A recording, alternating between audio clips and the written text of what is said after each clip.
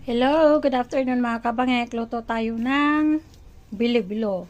Ito na yung niyog. Ating glutinous rice na nabilo-bilo na. Ayan. Ang ating sago. Ang ating langka. Sugar. Ang ating saging na saba at saka gabi.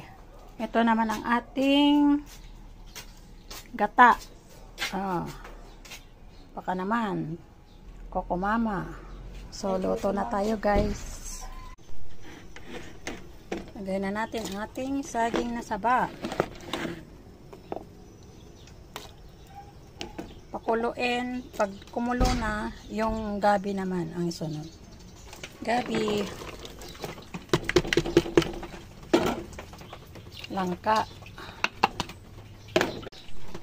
Lagyan natin ng pandan leaves. Yan.